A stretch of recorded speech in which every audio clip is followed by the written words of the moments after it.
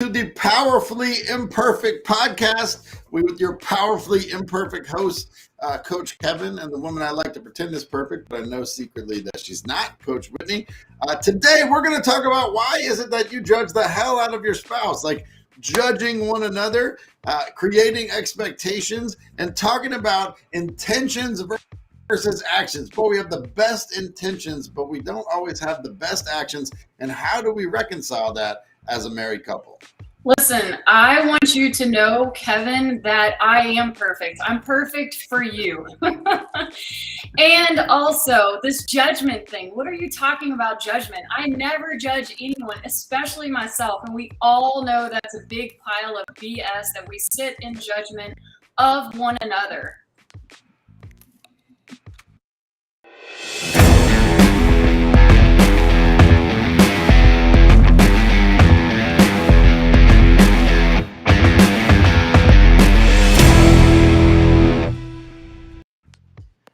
Don't judge me. Don't judge me, right? Only God can judge me. Don't judge me. We love this. Like, this is something that we love to say on a personal note. We think it all the time about our spouse, about our significant other. Don't judge me. The only problem is, from my perspective, it's complete and utter bullshit. You judge people all the time.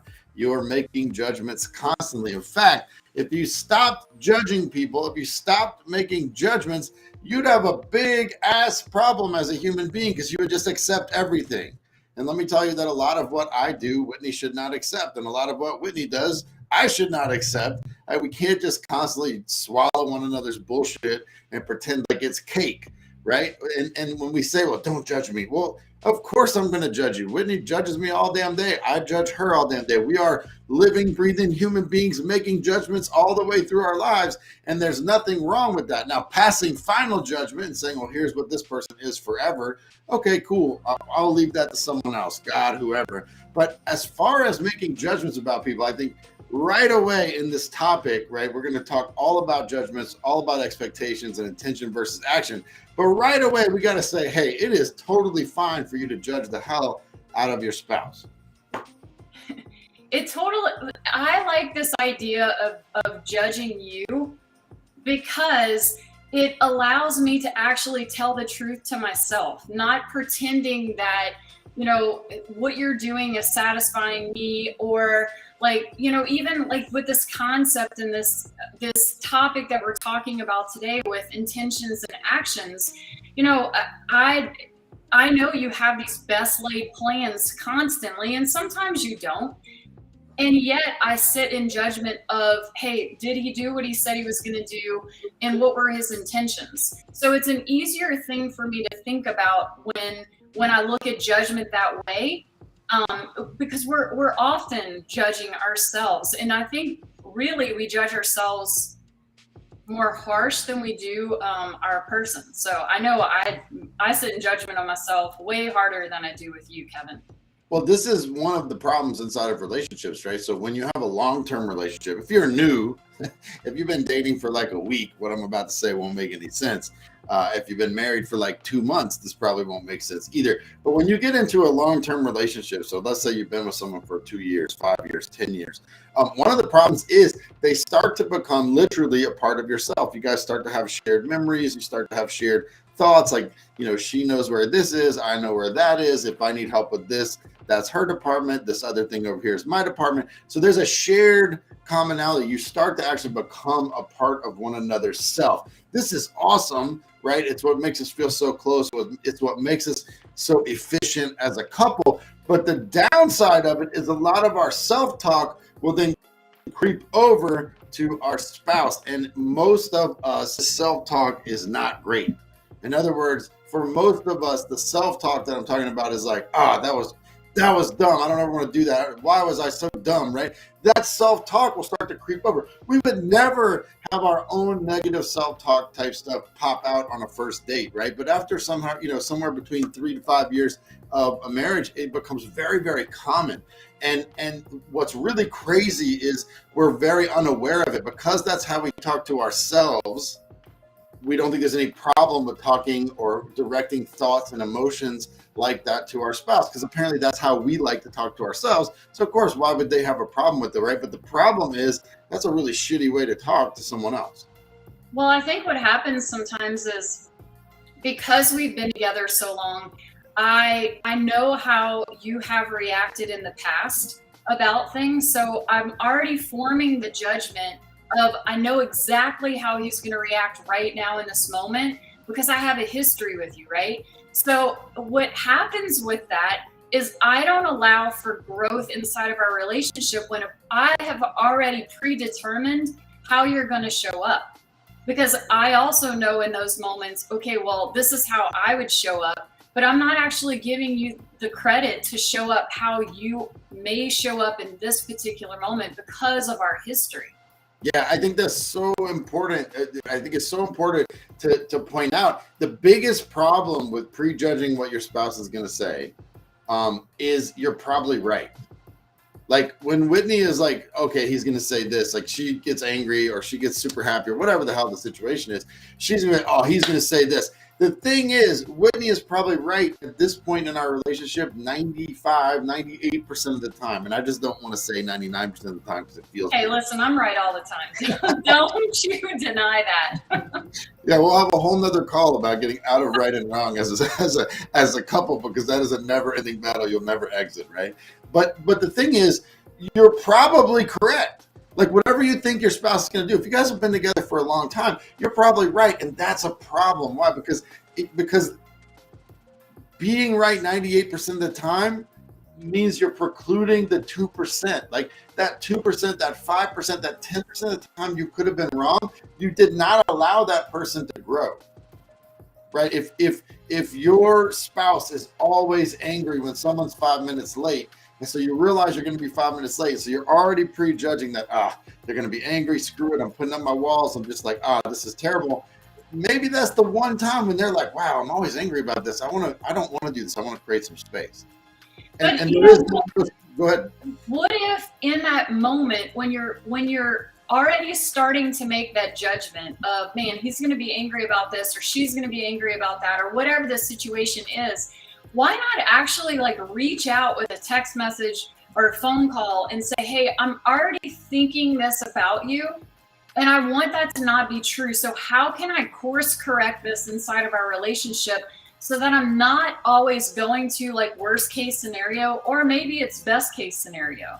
Well, I love that. I love the idea of like communicating. Hey, so here's where I think we're already going to go.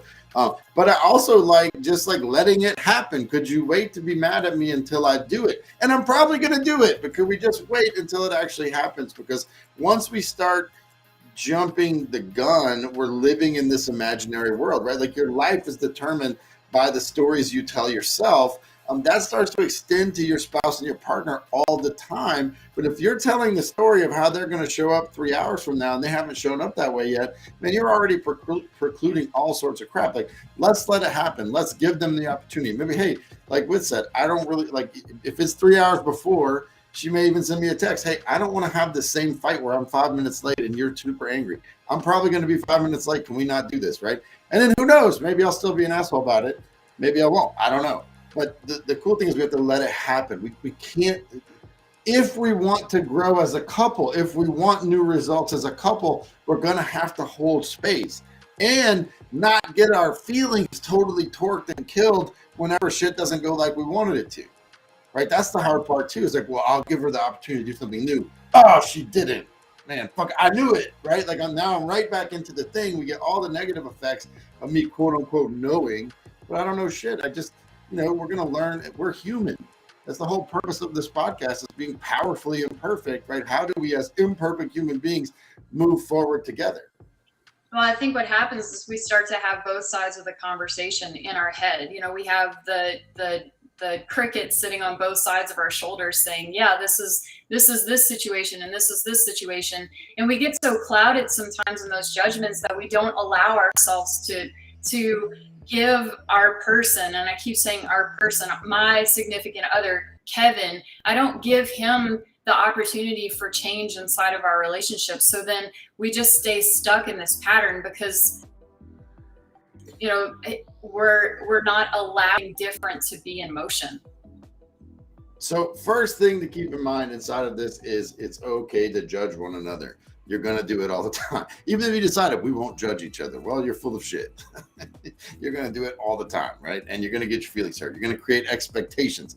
A big source of pain and a big source of conflict in marriages and relationships is when expectations aren't met. So I have an expectation that insert anything, right? I have an expectation that Whitney's dressed really nice and we're going out on a date, so we're going to have sex tonight, right? And then her expectation, when it's misaligned, her expectation is, hey, it's been a long day. I look nice, but ain't nothing happening.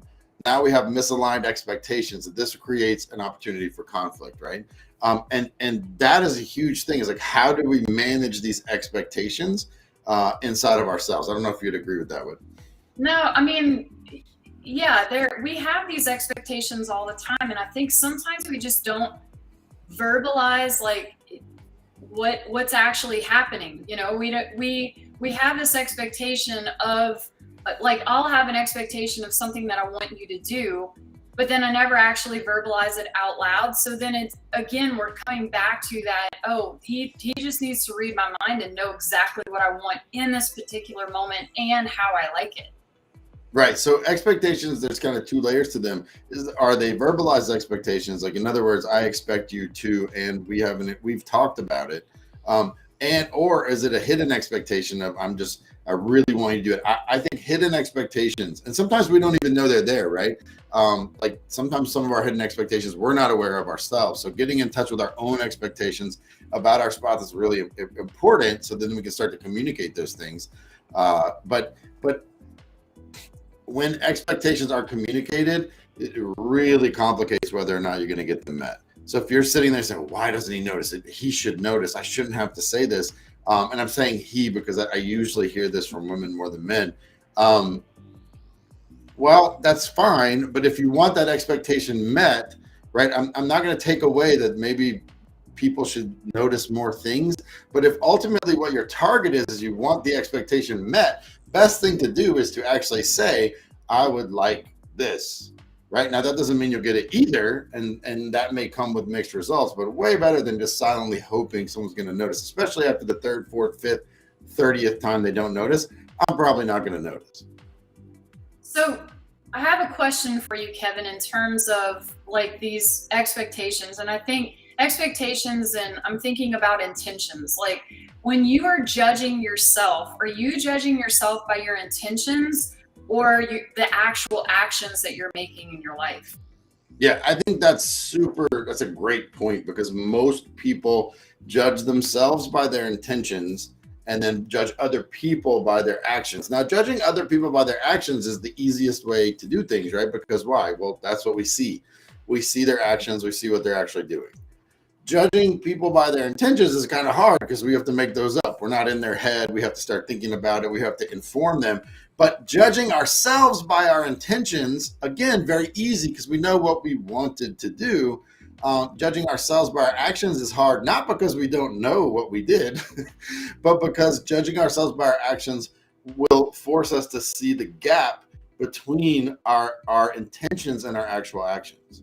So it's very difficult. When we are judging other people by their actions and ourselves by our intentions, we have created a recipe for disaster, especially inside of a relationship. If you're judging your spouse by their actions only and you by your intentions only, man, you're going to have a hard day.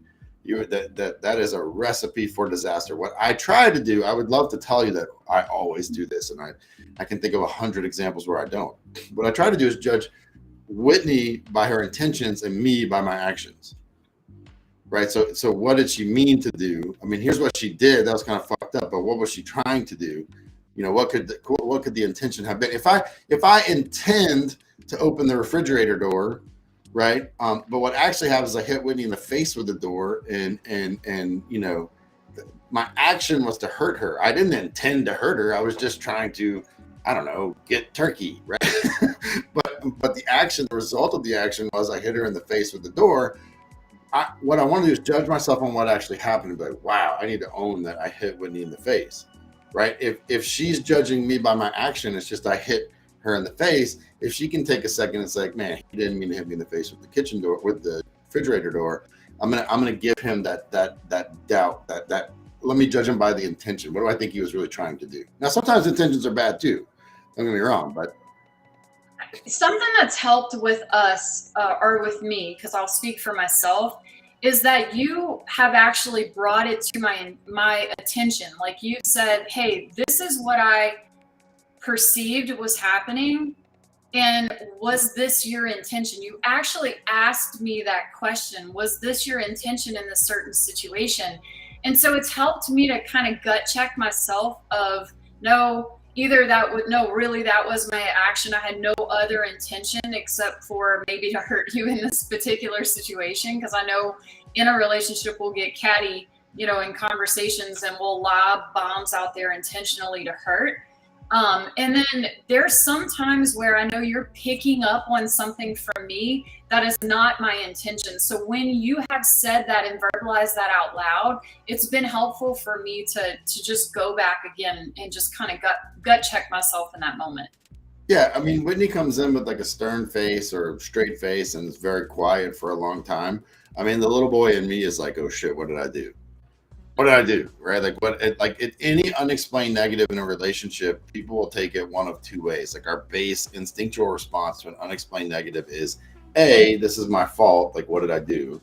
Or B, how do I fix this? Like, this is my responsibility.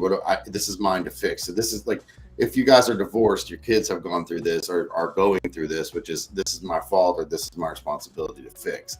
Same thing. So in unexplained negative, oftentimes, like a lot of times I can be like, hey, I'm feeling like you're really upset with me, and I feel like I must have done something. I just don't know what it is, right? And then Wick can come back with, nah, I just ate a terrible bagel, and I feel like I'm throwing up, and I don't want to throw up, so I'm just concentrating on that. Like, oh, okay, cool, bad bagel versus she's angry at me. But that little gut check, what I'm doing is I'm giving her the opportunity to tell me what her intention is, which only works if I listen, right? So there's the asshole self is like, well, no, that's not what's really happening. What's really happening is you're mad at me and you're just pretending about the bagel, right? We can go down those rabbit holes all the time. But this is, again, if you want to have that align your expectations for happiness, judge the partner by the intention, take them at their word what the intention was, and then judge yourself by actions. It doesn't mean the actions don't matter for your partner. They do. If Whitney accidentally punches me in the face every single day at the same time, I can give her the benefit of an intention doubt a few times, but after about the third time, it's like, okay, you're just punching me in the face. Whatever, I don't care what you intend. Here's the result, right? So the results also matter. I'm not saying ignore the results, but in general, if you can start with the intention and then work through the results, it helps. Well, with this whole like judgment of intention and action, we wake up with, or I do, with these intentions, like I have this morning routine that I do. We call it the fire starter.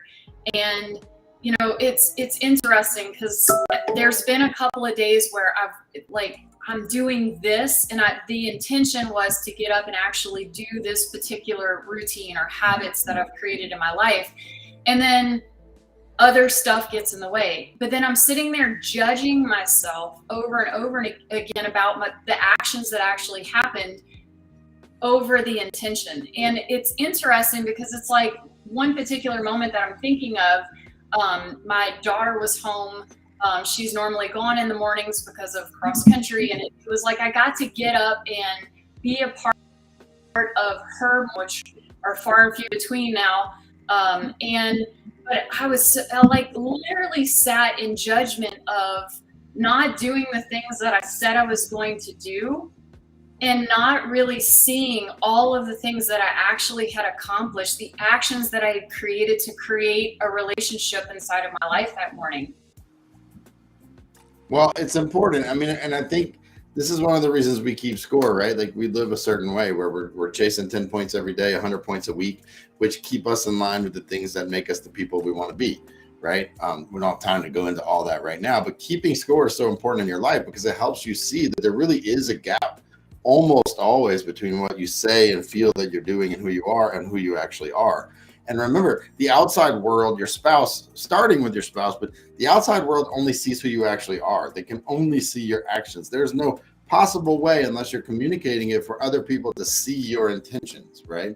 One of the big stories, I think I've told it here before, but I'll tell it again, is, I was in France and I was coming to a red light on my bike, going really fast. I jammed the brakes and the brakes failed on my bike. And I just full speed into an intersection with cars, trying to stop with my feet. I got tangled in the bike and I just go flip-flopping into the intersection. This poor French man just about kills me.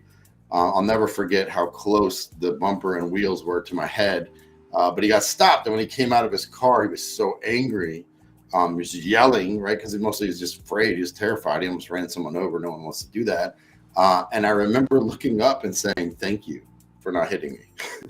My brakes failed. Like, thank you. Like, what did that do? It exposed my intention. My intention was not to try to run traffic or anything. My intention was to stop, and my brakes failed.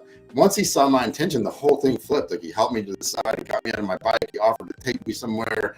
Did I need to go to the hospital? Did I need any food? It was really a cool moment, right? Because in the moment, he judged me by my action, which is I just ran a red light into traffic. Once he saw my intention, which was, hey, I tried to stop and my brakes failed, we had a whole different conversation. That same kind of flip can happen in your relationships and across the way, but you got to create space for that, create space to look at the intention and then stack it up against the action, and then create the space to really, truly look at your actions, and do your actions really stack up? I like the idea of being able to say, hey, here's what my intention was, and I know my action didn't follow it, but I just and I'm saying this more for myself than anyone else listening to this, is our intentions do matter as long as they're followed up with the action. And the action could just literally be saying, hey, my intention was to do this particular thing for you today, and I fell short. But then also follow up with the action of getting it done, doing what you said you were going to do, to stand in full integrity of yourself and know that you're not going to be perfect. That's why we are running this podcast in terms of powerfully imperfect, to give yourself the grace so that when you have these best laid intentions that don't follow your actions, that you can course correct. Yeah, I think that's the thing. Like, we all fall short. Nobody would run a business without key performance indicators. Nobody would run a business without keeping score, right? And I don't understand why it is we think we can do that with life and still get fantastic results, right? So inside of this game, remember, if we have three main points here. Number one, you want to be okay with judging the hell out of one another. That's okay. Everyone's judging you all the time. That's how they live. They're human beings. That's what we do. We make judgments, right? Doesn't mean that they're God and they pass the final judgment on you. It just means they're making judgments. Good. You're doing the same thing. You can pretend like you're not, but you are. So number one, hey, look, being judged is fine. It is what it is. Number two, we want to try to judge ourselves by our actions and other people by their intentions as far as we can, without ignoring their actions, but understanding their intentions, which aren't always good, but that's fine. Let's give them either the shadow of the doubt, or let's see when their intentions are bad. Great. Let's move away from those relationships and people. And number three, it's important for you to keep score. Not with a Rolodex of what your spouse has done and the tally marks of when you win and she wins, but really important for you to keep score on yourself. Like, what are the actions you're really taking? How would your person know that you really give a damn about what they give a damn about? And how could you actually point to that again and again and again? Final point to walk away with, guys, is that you want to align your expectations. Don't keep your expectations silent. Don't keep your expectations hidden. Let them know, right? They may fall short. It's not a magic pill, but far better to have the chance of having those expectations being met because you communicated them than just hiding on the side and hoping that they get met. Wait, I'll give you the last word on today's podcast. Use your voice, communicate what you want, communicate your expectations so that they can be followed up with action. All right, that's it. Another powerfully imperfect podcast, which I'm sure in and of itself was powerfully imperfect. We're happy to see you here.